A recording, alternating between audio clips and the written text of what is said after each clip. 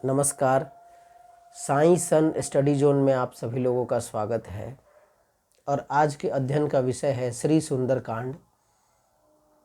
तो श्री सुंदरकांड में आज दोहा 1 और दूसरी चौपाई का अध्ययन हम लोग करेंगे। आइए इसका अध्ययन शुरू करते हैं। सबसे पहले दोहा 1 में क्या कहा गया है? हनुमान तेहि परसा कर पुनि कीन्ह प्रणाम, राम काजू कीन्हे बिनु मोहि कहाँ विश्राम। एक बार और इसको अध्ययन करते हैं।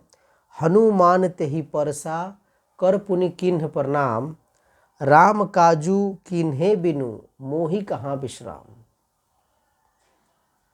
जब हनुमान जी सीता जी की खोज में समुद्र को लांघ कर लंका की ओर चले थे तो रास्ते में मार्ग में मैनाक पर्वत श्री राम जी का दूत समझकर हनुमान जी को विश्राम देने के लिए समुद्र के निवेदन पर उनके सामने आया ताकि हनुमान जी उस पर विश्राम करें, थोड़ा सा आराम कर लें, क्योंकि बहुत बड़ा काम को लेकर हनुमान जी चले थे। लेकिन हनुमान जी ने मैनाक पर्वत को हाथ से छू लिया और उससे कहा कि हे भाई, मैं तुम्हारा स्वागत करता हूँ, लेकिन मैं जिस काम के लिए चला हूँ उस काम की प्राथमिकता आराम से ज़्यादा है। इसलिए श्री राम जी का कार्य पूर्ण किए बिना मुझे विश्राम कहाँ मिलेगा, इसलिए मुझे जाने दो। अब आइए दूसरी चौपाई का अध्ययन करते हैं। श्री सुंदरकांड में दोहा की संख्या 60 है और चौपाई की संख्या 58 है। तो दूसरी चौपाई में क्या है, आइए इसको पढ़ते हैं।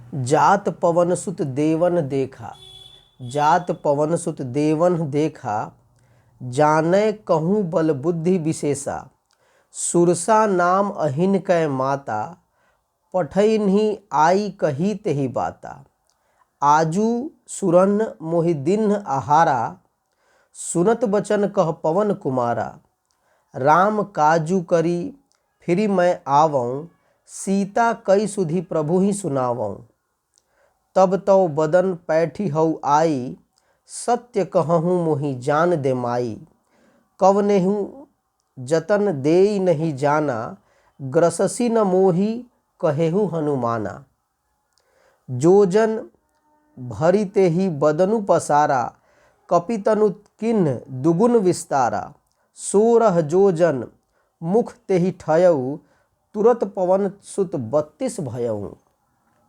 जस जस सुरसा बदनु बढ़ावा, तासु दून कपि रूप दिखावा, सत जो जन ते ही आनन कीन्हा, अति लघु रूप पवन सुत लीन्हा, बदन पैठी पुनि बाहिर आवा, मागा विदा ताही सिरुनावा, मोहि सुरन जेहि लागी पठावा, बुद्धि बल मरमु तोर मैं पावा। आइए एक बार फिर से इसको अध्ययन करते हैं। जात पवन सुत देवन देखा, जाने कहू बल बुद्धि विशेषा, सुरसा नाम अहिन कै माता, पठैन्हि आई कही तेहि बाता, आज सुरन मोहि दिन आहारा, सुनत बचन कह पवन कुमारा, राम काजू करी फिरी मैं आवऊँ, सीता कई सुधि प्रभु ही सुनावऊँ, तब तब बदन पैठी हऊ आई, सत्य कहूँ मोहि जान दे माई, कवनेहु जतन देई नहीं जाना, ग्रससी न मोहि कहेहु हनुमाना, जो जन भड़िते ही बदनु पसारा, कपितनु किन्ह दुगुन विस्तारा, सोरह जो जन मुख तेहि ठयऊँ, तुरत पवन सुत 32 भयऊँ, जस जस सुरसा बदनु बढ़ावा, तासु दून कपि रूप दिखावा, सत जो जन तेहि आनन कीन्हा, अति लघु रूप पवन सुत लीन्हा, बदन पैठी पुनि बाहिर आवा, मागा विदा ताही सिरुनावा, मोहि सुरन जेहि लागी पठावा, बुद्धि बल मरमु तोर मैं पावा। अब आइए इसके भावार्थ को देखते हैं। देवताओं ने पवन पुत्र हनुमान जी को जाते हुए देखा। उनकी विशेष बल बुद्धि को जानने के लिए परीक्षार्थ उन्होंने सुरसा नामक सर्पों की माता को भेजा। उसने आकर हनुमान जी से यह बात कही, आज देवताओं ने मुझे भोजन दिया है। यह वचन सुनकर पवन कुमार हनुमान जी कहते हैं, श्री राम जी का कार्य करके मैं लौट आऊं और सीता जी की खबर अपने प्रभु श्री राम को सुना दूं, तब मैं आकर स्वयं तुम्हारे मुंह में प्रवेश कर जाऊंगा, तब तुम मुझे खा लेना। हे माता, मैं सत्य कहता हूँ, अभी मुझे जाने दो। जब किसी भी उपाय से उसने जाने नहीं दिया, तब हनुमान जी ने कहा, तो फिर मुझे खा ले माता। उसने योजन भर मुंह फैलाया, तब हनुमान जी ने अपने शरीर को उससे दुगना बढ़ा लिया। उसने 16 योजन का मुख किया। हनुमान जी तुरंत ही 32 योजन के हो गए। जैसे जैसे सुरसा मुख का विस्तार बढ़ाती थी, श्री हनुमान जी उसका दुगना रूप दिखलाते थे। उसने 100 योजन का मुख किया, तब हनुमान जी ने बहुत ही छोटा रूप धारण कर लिया और वे मुख में प्रवेश कर फिर तुरंत ही बाहर निकल कर आ गए। फिर सिर को नवाकर सुरसा माता से विदा मांगने लगे। उसने कहा, मैंने तुम्हारे बुद्धि बल का भेद पा लिया, जिसके लिए देवताओं ने मुझे भेजा था। हमारे जीवन में आप या मैं या कोई भी इंसान, जब आप कोई बेहतर कार्य करने चलते हैं, जब आप कोई बड़ा कार्य करने चलते हैं, तो उस कार्य के मार्ग में बाधाओं का आना निश्चित होता है। कुछ लोग ऐसे होते हैं जो सामने बाधाओं को देखकर पीछे हट जाते हैं। उन्हें लगता है कि ये आई हुई बाधा उन्हें कार्य को करने ही नहीं देगी, लेकिन ऐसा बिल्कुल भी नहीं होता है। जब हनुमान जी इतना बड़ा काम को लेकर चले, तो सुरसा नाम की एक राक्षसी उनके सामने प्रवेश हो गई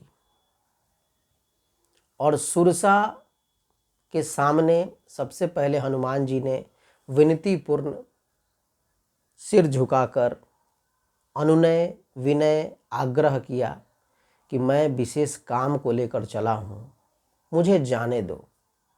लेकिन उसने उनकी बात को नहीं सुना।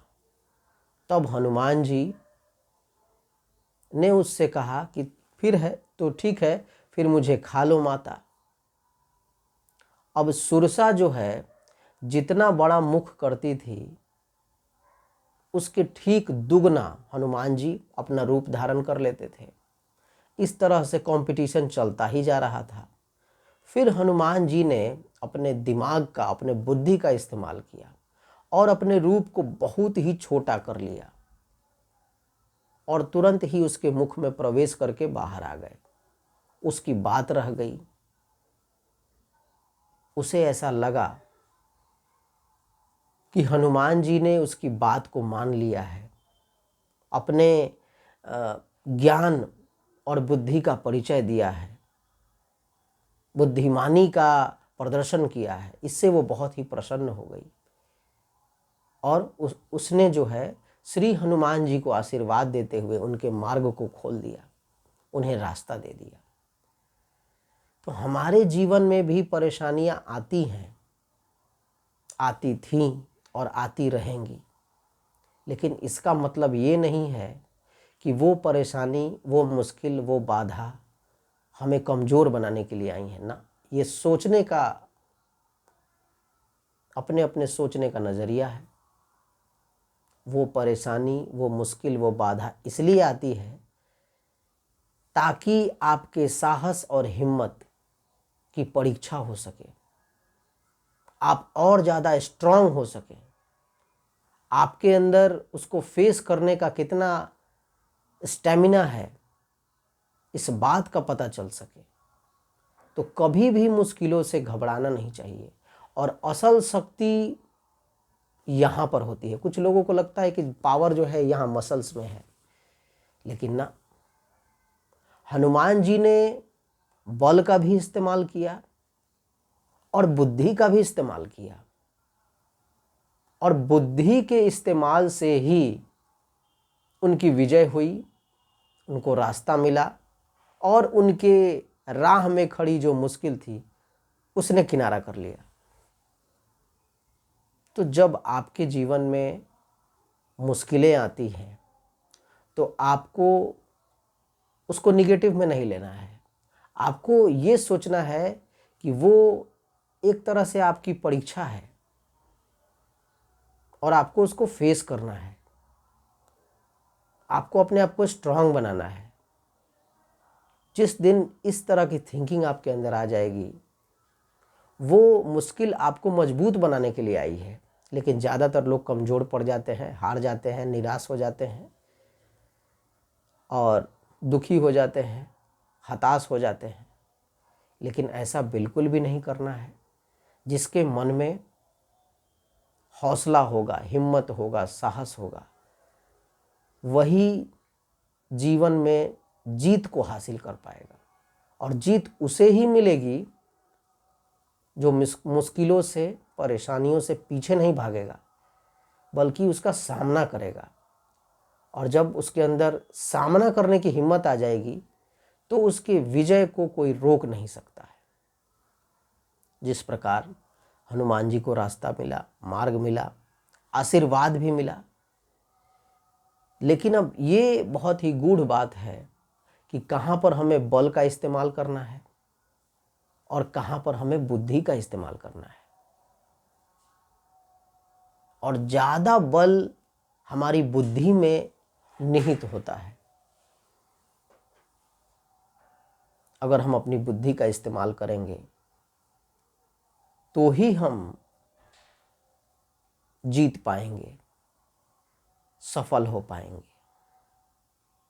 अगर आप सच्चे हैं, अगर आप अच्छे हैं, अगर आप ईमानदार हैं, अगर आप नेक हैं, अगर आपकी नीयत में कोई खोट नहीं है, तो साक्षात परमात्मा आपके साथ है और आपको दुनिया की कोई भी शक्ति हरा नहीं सकती। एक बार की बात है, मैं एक बार सड़क पर जा रहा था तो रास्ते में मैंने एक घटना को देखा। एक बाइक पर दो व्यक्ति सवार थे और एक लड़का साइकिल से जा रहा था। अचानक दोनों की टक्कर हो जाती है। अब पता नहीं गलती किसकी थी, ये मैं देख नहीं पाया, लेकिन बाइक वाले उतर गए और उस बच्चे को एक थप्पड़ लगा दिया। उसके बाद गाली भी दे दिया, और गाली कुछ बुरी गाली दे दी उसकी मदर को, या उसकी माँ के नाम को लेकर कुछ उन लोगों ने अपशब्द कहा, उसे गाली दे दी। तो वो लड़का जो है उस दो व्यक्ति से उलझ गया। बोला कि ठीक है भैया, हमसे गलती हो गई, टकराव हो गया, सड़क है, सब कोई चलते रहते हैं, गलती हो जाती है, आपने हमको थप्पड़ लगा दिया, इसमें हमको कोई एतराज़ नहीं है, लेकिन मेरी माँ है तो वो आपकी भी माँ है। किसी की माँ बहन को गाली देना बिल्कुल सही नहीं है। आपको सॉरी बोलना पड़ेगा, आपको माफ़ी मांगना पड़ेगा। मैं इस घटना को देख रहा था, काफ़ी देर तक मैंने देखा। उसके बाद देखने के बाद मैं उस बच्चे के पास चला गया और बाइक पर सवार दोनों लोगों से कहा कि बच्चा बात बिल्कुल सही कह रहा है, आप इसको मारे, कोई दिक्कत नहीं है। ये कह भी रहा है कि ठीक है, आप बड़े भाई हैं, एक थप्पड़ लगा दिए, कोई दिक्कत नहीं है, लेकिन आप मेरी माँ को गाली क्यों दी, आपको माफ़ी मांगना पड़ेगा। और इसी तरह से डिस्कशन, आर्गुमेंट्स बढ़ते ही चला गया। मैं भी उसके साथ हो गया, बोला कि नहीं भाई, माफ़ी तो आपको मांगना ही पड़ेगा। तब तक बाइक सवार में से एक आदमी के पास गन था और दूसरा वाला अपना बेल्ट निकाल लिया और फिर वो अब हमसे उलझने लगे कि आप कौन होते हैं बीच में बोलने वाले, और इसके और मेरे बीच का मैटर है, आपको क्या पता है। तब तक अचानक एक बूढ़ी औरत आ गई और वो मेरे पास आके बोली कि बेटा जाने दो, ये सब बगल का कोई जगह बताया कि टाड़ी पर का है और ये बदमाश बच्चे हैं, हम इस सबको जानते हैं, आप अच्छे घर के लड़के लग रहे हो, आप चले जाओ। तो हम बोले कि नहीं, हम कैसे चले जाएं, कोई ऐसे किसी को कैसे गाली दे सकता है। मार दिया कोई बात नहीं, लेकिन गाली कोई कैसे दे देगा। तब तक अनायास ही वहाँ पर भीड़ जुटने लगी और 10-12 लोग आ गए और उस 2 बाइक सवार वाले को पकड़ लिए। बोले कि कहाँ का गुंडा है, कहाँ का बदमाश है, ज़रा हम लोग भी देखें, हम लोग को भी पता चले कि भाई कितना बदमाशी इसके अंदर है। तब वो बाइक सवार वाले दोनों व्यक्ति को ऐसा लगा कि अब हम लोग शायद धीरे धीरे यहाँ पर खतरों से घिर रहे हैं, तो वो किसी भी तरह से बाइक स्टार्ट की और निकल गए। तो ये एक ट्रू इंसिडेंट है जो मेरे साथ घटा था। तो कहने का मतलब है कि अगर आप कोई काम करने चलते हैं, आप सच्चे हैं, आपके अंदर नेकी है, आप ईमानदार हैं, आप दूसरों का भला सोचते हैं, आप सच्चाई के साथ हैं, आपके अंदर बुराई नहीं है, तो कोई आए ना आए।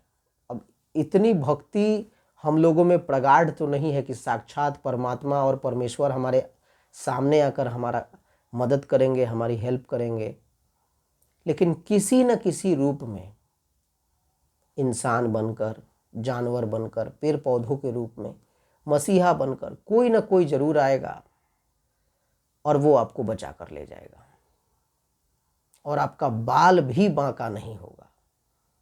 तो अगर इरादा नेक हो, नीयत में कोई खोट नहीं हो, सच्चाई हो, ईमानदारी हो, मन में दूसरों के प्रति भलाई हो, तो आपका मंगल ही मंगल होने वाला है।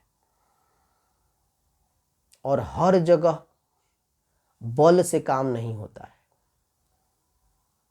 हनुमान जी सक्षम होते हुए भी पहले उन्होंने झुककर, प्रणाम कर कर, निवेदन कर कर रास्ता मांगा, फिर उन्होंने बल का इस्तेमाल किया तो भी उन्हें रास्ता नहीं मिला, लेकिन जब उन्होंने बुद्धि का इस्तेमाल किया तब उन्हें रास्ता मिल गया और आशीर्वाद भी मिला। तो कहने का मतलब ये है कि इन सब चीज़ों को दिमाग में रखना होगा कि कहाँ हमें सिर को झुकाना है, कहाँ हमें हाथ जोड़ना है, कहाँ हमें बल का इस्तेमाल करना है, कहाँ हमें बुद्धि का इस्तेमाल करना है, कहाँ पर हमें आशीर्वाद मिलेगा, कहाँ पर हमें किसी से उलझना है। आजकल के लोग थोड़ा बहुत पावर हो जाने पर सीना तान के किसी से भी उलझने के लिए तैयार हो जाते हैं। लेकिन जो लोग ऐसा करते हैं उन्हें इस बात का तनिक भी भान नहीं होता है कि दुश्मन को कभी भी कमज़ोर नहीं समझना चाहिए। उसके पास कितना पावर है, आप तो अपने ही पावर में चूर हैं, घमंड में, लेकिन सामने वाले के पास कितना पावर है इस बात का आपको अंदाज़ा भी नहीं है। एक छोटी सी चींटी एक बहुत बड़े हाथी के मृत्यु का कारण बन सकती है। तो इसलिए अपने बल का अभिमान ना करें और बुद्धि से काम लें और मन में नेकी रखें, दूसरों की भलाई के बारे में सोचें। इस तरह के विचार आपको जीवन में सफलता का राह दिखाएंगे। Thank you very much.